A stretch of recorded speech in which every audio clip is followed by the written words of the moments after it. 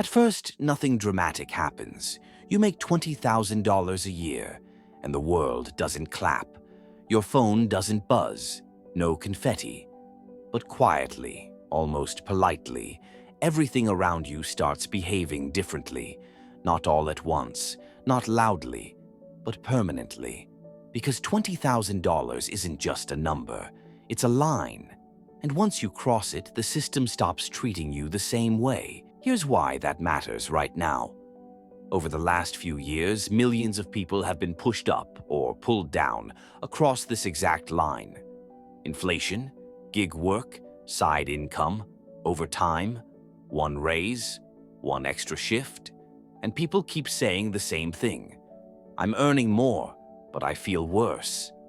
That's not a feeling, that's math. Let's walk through it carefully. When you earn very little, the system is strangely gentle with you. Not generous, just careful. Below roughly $20,000 a year in the US, life is still hard, brutally hard. But the system is designed to not crush you further. Taxes are low, sometimes zero. You qualify for programs that quietly plug the holes. Food assistance, healthcare, housing help. Tax credits that show up once a year like a small miracle. It's not comfort, it's survival scaffolding. And here's the important part.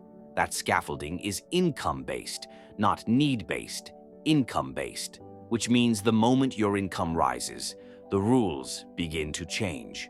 Slowly at first, you make an extra $1,000. You lose a little help. You barely notice. Then you make a bit more. And something strange starts happening.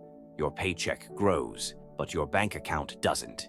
Because after $20,000, the system assumes something that isn't always true. It assumes you're becoming fine.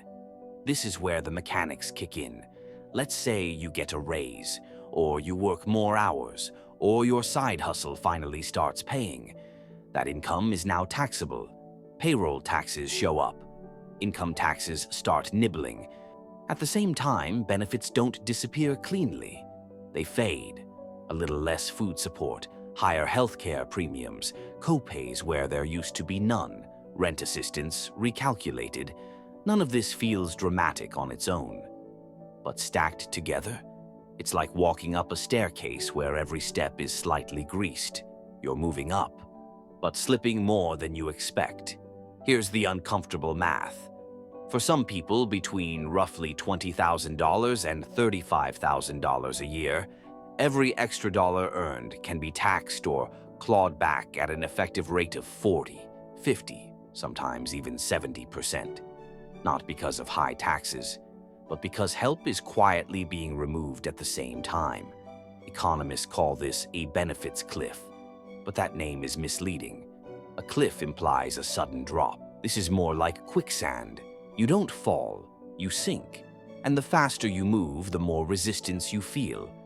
This is where the irony kicks in. Society tells you this is the phase where things should finally get easier. You're working your way up, doing the right things, getting ahead. But structurally, this is one of the most financially fragile zones you can be in. You make too much to be protected, too little to be secure, and unlike very low income, mistakes here are punished. Miss a bill? No safety net. Car breaks down? No buffer. Medical issue? Now you have coverage, but with deductibles you can't actually afford. You are officially on your own. This is the moment when debt quietly enters the story. Credit cards don't feel like desperation here. They feel like solutions. You're not borrowing to survive. You're borrowing to smooth the gaps. Groceries at the end of the month. Gas, a repair. And because your income is higher, lenders say yes. That's another shift after 20,000. Access. You start qualifying, not for wealth, for leverage. And leverage is dangerous when margins are thin. Now, zoom out. This is why so many people feel stuck even as wages rise. Not lazy, not irresponsible. Just caught in a zone where progress is taxed harder than stagnation. And here's the part no one likes to say out loud. The system isn't broken in this range. It's working as designed. It's designed to prevent total collapse at the bottom and reward real surplus at the top. The middle absorbs the friction. That's why everything changes even more after 20,000. Below it, survival is managed. Above it, success is incentivized. But right after it, you're tested. Can you budget perfectly?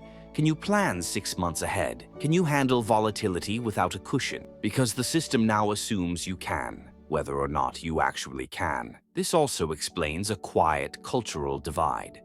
Why someone making 15,000 might say, "I have nothing, but I'm surviving," and someone making 25,000 says, "I don't know why this feels harder." It's not psychological, it's structural. And here's the risk going forward. As costs rise faster than wages, this pressure zone expands. 20,000 becomes 25, then 30. More people enter this in-between state where help is gone, stability hasn't arrived, and debt fills the gap. That's not just a personal problem. That's a systemic one. Because a society built on people constantly balancing on that edge becomes brittle. One shock, one illness, one layoff, and the illusion of progress collapses. So here's the unresolved question. If earning more can make life feel worse for millions of people, not because of spending, not because of choices, but because of how the system tapers support, at what point does earning your way out stop being a path and start being a trap? And if that line keeps moving, who is it really designed to protect?